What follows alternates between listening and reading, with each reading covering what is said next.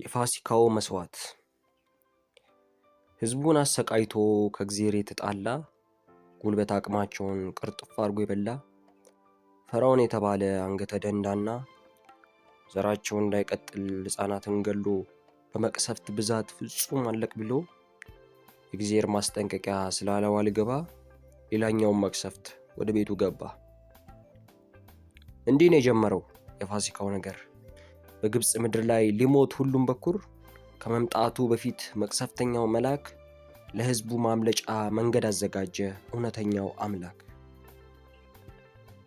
ሁሉም እንዲያዘጋጅ የሚያርደውን ጠቦት እንዲሆንም ደግሞ ነውር የሌለበት ፍጹም ንጹህ መስዋዕት፣ የታዘዙት ደግሞ የጠቦቱን ሥጋ የዛው ቀን ሊበሉ ጉበን ማቃናቸውን በደሙ እንዲቀቡ የተባለው አልቀረ።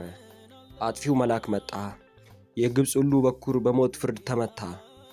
ከእያንዳንዱ ጎጆ ታላቅ ለቅሶ ወጣ።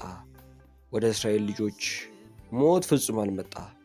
ታርዶ በተቀባው በዚያ ጠቦት ምክንያት ሁሉ ነፃ ወጣ። ታርቦ በተቀባው በዚያ ጠቦት ምክንያት ሁሉ ነፃ ወጣ። ከሁሉም የሚደንቀው የኔ ፋሲካ ነው።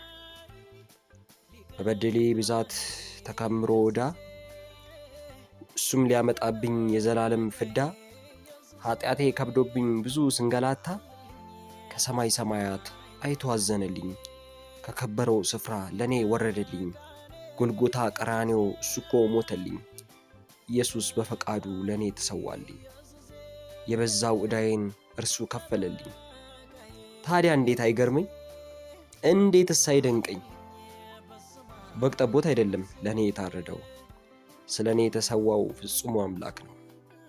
ጉበኔ የተቀባው በኢየሱስ ደም ነው። ሞት ወደ እኔ ያልመጣው በዚሁ ምክንያት ነው።